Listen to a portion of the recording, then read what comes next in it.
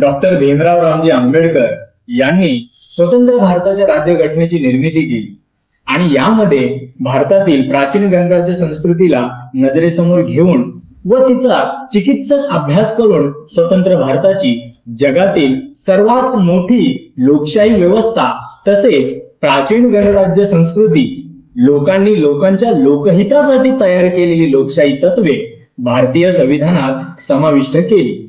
या स्वतंत्र भारताची निर्मिती ही रहस्यमय होती।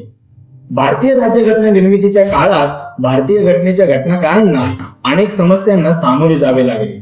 याची सुरुवात स्वतंत्र भारताच्या निवडणुकीपासून होते। ब्रिटिशांनी सत्तेचे हस्तांतरण भारतीयांच्या हाती दिले। ते कोणत्याही एका जातीची मक्तेदारी न बनता संपूर्ण लोकशाही शासन व्यवस्था असलेल्या देशाची निर्मिती करायची होती। त्यासाठी स्वतंत्र भारताच्या घटनेकरिता संसदीय प्रणालीची गरज होती। त्याकरिता प्रथम निवडणुका जाहीर झाल्या।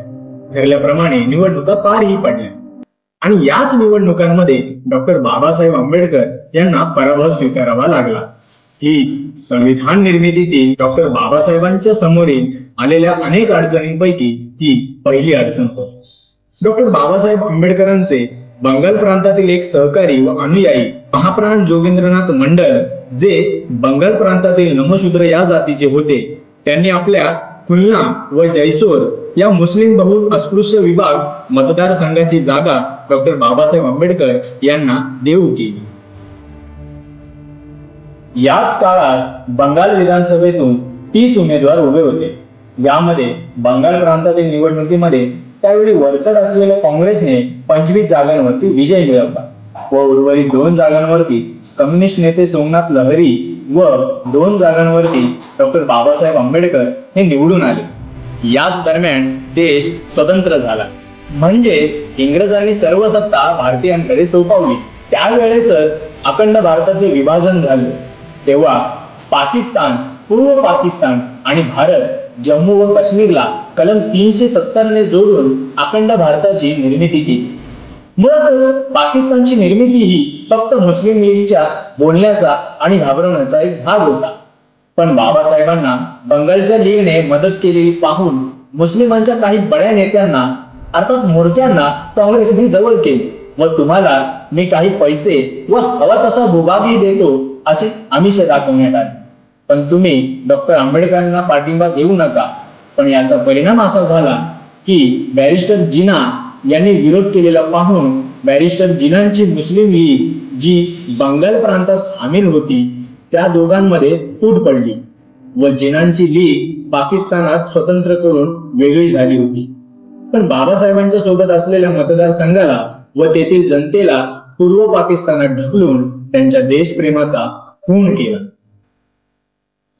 बंगालच्या फाळणीमुळे तिथून निवडून आलेल्या काही सदस्यांचे संविधान सभेचे सदस्यत्व संपुष्टात आले होते। त्यात डॉक्टर आंबेडकरांचाही समावेश होता। तेव्हापर्यंतच्या त्यांच्या कार्यावरून सभेला त्यांच्यातील घटनातज्ञांची तसेच त्यांच्या मार्गदर्शनाची व सहकार्याची नितांत गरज भासायला लागली होती। हे डॉक्टर राजेंद्र प्रसाद यांनी मुंबई प्रांताचे तत्कालीन प्रधानमंत्री श्री बी जी खैरे यांना 30 जून 1947 रोजी लिहिलेल्या पत्रावरून दिसून येते। ते आपल्या पत्रात लिहितात, दुसऱ्या कोणत्याही गोष्टीचा विचार न करिता आम्हाला असे वाटायला लागले आहे की डॉक्टर आंबेडकरांचं संविधान सभा तसेच ज्या विविध समित्यांवरती त्यांची निवड झाली होती त्यातील कार्य हे एवढे बहुमोल आहे की आम्ही त्यांच्या योगदानापासून वंचित राहू इच्छित नाही।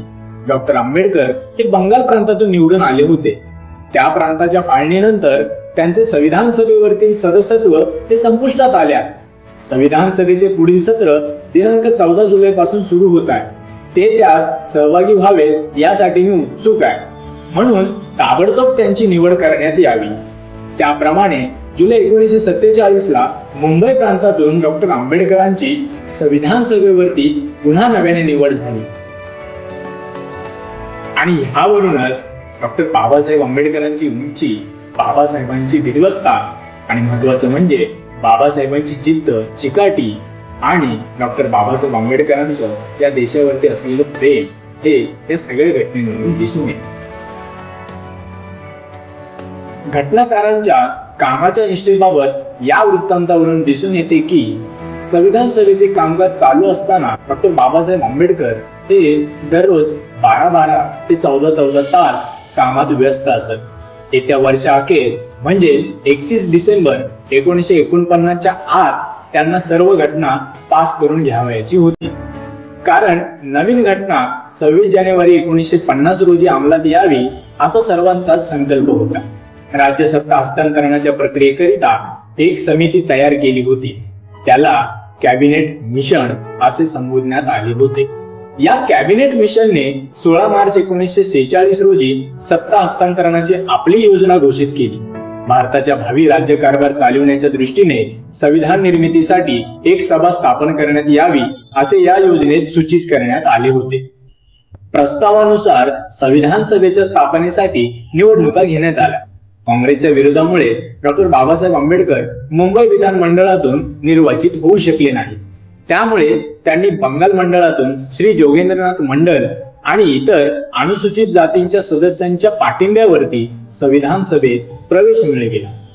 मसुदा समितीचे दिनांक 29 ऑगस्ट 1947 रोजी श्री सच्चिदानंद सिन्हा यांनी मांडलेल्या ठरावाप्रमाणे मसुदा समिती गठीत करण्यात यावी असा ठराव मंजूर करण्यात आला। यात एकूण 7 जणांचा समावेश होता। Alladi Krishnaswami Ayyar, N Gopalaswami Ayyangar, doctor BR Ambedkar, Shri KM Munshi, Syed Mohammad Saadulla, BL Mittal, DP Khaitan यांचा यात समावेश होता। डॉक्टर BR आंबेडकर यांना दिनांक 30 ऑगस्ट 1947 रोजी मसुदा समितीच्या बैठकीत अध्यक्ष म्हणून बहुमताने निवडण्यात आले। समितीची पहिली बैठक 27 ऑक्टोबर 1947 रोजी घेण्यात आली, पण याच समितीतले काही जण येत नव्हते, काही जण दिल्लीहून दूर होते, काही जण वारले तर काही जणांनी नकार दिला। मग संपूर्ण जबाबदारी ही आपसुकपणे डॉक्टर बाबासाहेब आंबेडकर यांच्याकडे गेली होती। डॉक्टर बाबासाहेब आंबेडकरांचे एक वाक्य आहे की लोकसत्ताक पद्धती भारताने गमावली, पुन्हा दुसऱ्यांदा मी ती गमावणार का? भारतासारख्या या देशात ते सहज शक्य आहे की लोकशाही प्रदीर्घ काळापर्यंत उपयोगात नसल्यामुळे ती अगदीच नवीन भासण्याची शक्यता आहे। जिथे लोकशाहीने हुकुमशाहीला स्थान देण्याचा धोका आहे, हे सहज शक्य आहे की नव्यानेच जन्माला आलेली लोकशाही आपले बाह्य स्वरूप सांभाळेल, परंतु प्रत्यक्षात ती हुकुमशाहीला स्थान देईल। जर प्रचंड बहुमत असले तरी दुसरी शक्यता वास्तवात येण्याचा मोठा धोका आहे। स्वतंत्र भारताच्या संविधान निर्मितीच्या कार्याला सुरुवात 9 डिसेंबर 1946 रोजी झाली। यामध्ये एकूण 296 सदस्यांना उपस्थित राहण्याचा अधिकार होता, पण फक्त 207 सदस्यच तो उपस्थित होते। मुस्लिम लीगचे सदस्य अनुपस्थित होते। ही प्रथम बैठक संविधान सभागृह नवी दिल्ली येथे पार पडली। संविधान सभेचे कामकाज सुरू झाल्यावरती डॉक्टर बाबासाहेब आंबेडकरांनी संविधानाच्या प्रास्ताविकेत सार्वभौम लोकशाही गणराज्य हे मूळ शब्द समाविष्ट केले। प्रास्ताविकेतून एकही शब्द वाक्य बदलता कामा नये, कारण संविधान सभेत संविधानाच्या प्रास्ताविकतेबाबत पंडित नेहरूंचे मत होते की यात समाजवादी व धर्मनिरपेक्ष हा शब्द असावा असे नेहरूंचे मत होते, पण जेथे समाजवाद आणि धर्मनिरपेक्ष शब्द येतो तेथे जातीयवाद आणि असमानता निर्माण झालेली आहे, हे आज आपण बघतच आहोत। म्हणून बाबासाहेबांनी या शब्दाला विरोध केला, पण जर मूळ प्रास्ताविकेचा आपण नीट अभ्यास केला तर बंधुता या एकाच शब्दात साऱ्यांना जोडले गेलेले आहे। नंतर सार्वभौम लोकशाही व गणराज्य यावर सविस्तर चर्चा करून तिला प्रास्ताविकेत पारित करण्यात आले, पण नंतर 42व्या घटना दुरुस्तीत अधिनियम 1976 कलम 2 द्वारे पुन्हा प्रस्ताविकेत बदल करण्यात आला आणि पुन्हा त्यात समाजवादी व धर्मनिरपेक्ष हे शब्द 3 जानेवारी 1977 ला समाविष्ट करण्यात आले। म्हणजेच ज्या शब्दांना बाबासाहेबांचा विरोध होता पुन्हा तेच शब्द त्यात समाविष्ट करण्यात आले आणि याचाच आज परिणाम आपण भोगत आहोत। संविधानाचा कच्चा आराखडा 4 नोव्हेंबर 1948 ला सादर केला। तेव्हा त्यात घटनाकार सादर करते वेळेस म्हटले की हे संविधान कार्यक्षम व लवचिक आहे. यात देशाला शांततेत व आणीबाणीत एकत्र ठेवण्याची ताकद आहे. जर काही कारणाने या नव्या संविधानात काही चुकीचे घडले तर मी म्हणेन की यात असे म्हणावे लागेल की माणूसच नीच आहे. 4 नोव्हेंबर 1948 ला संविधानाचा मसुदा सादर केल्यानंतर त्यावर संक्षिप्त चर्चा करण्यात आली. यास संविधान सभेचे प्रथम वाचन म्हणून संबोधतात. संविधानाच्या दुसऱ्या वाचनाची सुरुवात झाल्यानंतर प्रत्येक अनुच्छेदावरती क्रमवार सविस्तर चर्चा करण्यात आली. ही चर्चा 17 ऑक्टोबर 1949 ला समाप्त झाली. यानंतर तृतीय वाचनास संविधान सभा पुन्हा भरली व हे सत्र 26 नोव्हेंबर 1949 ला संपले. त्यानंतर संविधान स्वीकृत झाले असे घोषित करण्यात आले व त्यावर संविधान सभेचे अध्यक्ष डॉक्टर राजेंद्र प्रसाद यांनी स्वाक्षरी केली आणि भारताने संविधान स्वीकारले. आणि इथेच डॉक्टर बाबासाहेबांनी प्राचीन गणराज्य संस्कृतीला पुनर्जीवित केले. संविधान स्वीकृत करतेवेळीस बाबासाहेबांनी समस्त भारतीयांकरिता मूलभूत हक्क देऊ केले होते. तसेच भारतीय महिलांकरिता एक महत्वाचे कार्य केले आणि ते म्हणजे हिंदू कोड बिलाची निर्मिती करून ते संसदेत मांडले होते. या बिलाचे महत्व असे की हे बिल महिलांना वारसा हक्क प्रदान करीत होते, पण तथाकथित सनातनी प्रवृत्तीच्या लोकांनी त्याला विरोध केला होता. पण डॉक्टर बाबासाहेब आंबेडकरांचे अनेक कायदेतज्ञ मित्र ह्या बिलास वाचवण्याचा प्रयत्न करीत होते. हिंदू कोड बिलासोबतच डॉक्टर बाबासाहेब आंबेडकरांनी रिझर्वेशन म्हणजेच प्रतिनिधित्वाचा विचार करीत होते आणि तोही ओबीसी म्हणजेच अदर बॅकवर्ड क्लासेस म्हणजेच इतर मागासवर्गीय वर्गाचा.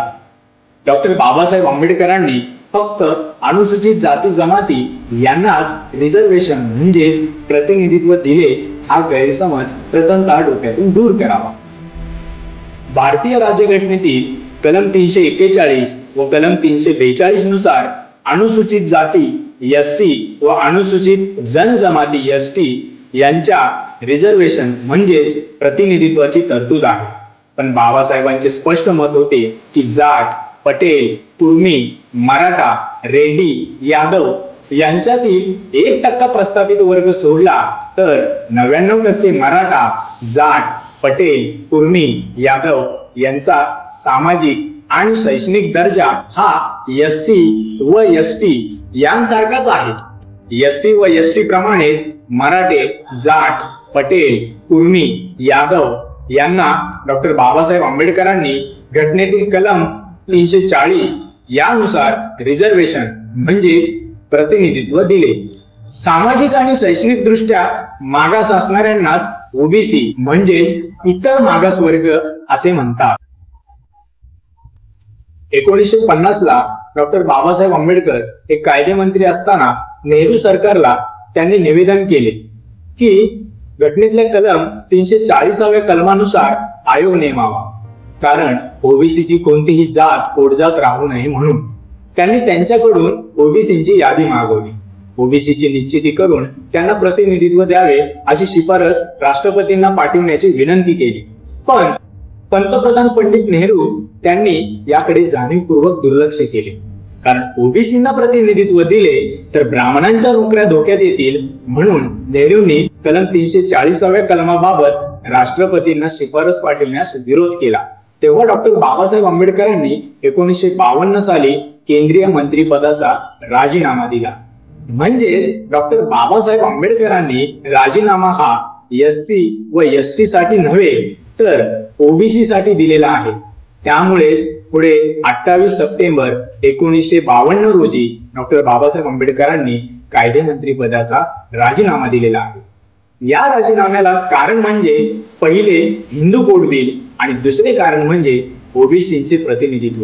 डॉक्टर बाबासाहेब आंबेडकरांनी 6 ऑक्टोबरला पदभार सोडलेला आहे. जनरेट्यामुळे नेहरूंनी कालेलकर आयोग नेमला, पण कालेलकर आयोगाने 2399 जाती ह्या ओबीसी आहेत हा अहवाल 30 मार्च 1955 ला डॉक्टर राजेंद्र प्रसाद यांच्याकडे सादर केला. पण नेहरू सरकारने याकडे कान टवकारले की कालेलकर ही ब्राह्मणांसाठी धोक्यांची घंटा आहे. तेव्हा कालेलकरांनी पत्र जबाबातून असे म्हटले की ओबीसीच्या एवढ्या पोटजाती आहेत, पण त्यांना प्रतिनिधित्व देणे या मताचा मी नाही. त्यानंतर 1978 ते 1979 मध्ये खासदार पी मंडल, भिंडेश्वरी प्रसाद मंडल यांच्या अध्यक्षतेखाली मंडल आयोग नेमला. या मंडल आयोगामार्फत ओबीसी मध्ये 3743 जाती निश्चित केल्या गेल्या. त्यामध्ये कुणबी यांचाही समावेश केला गेला.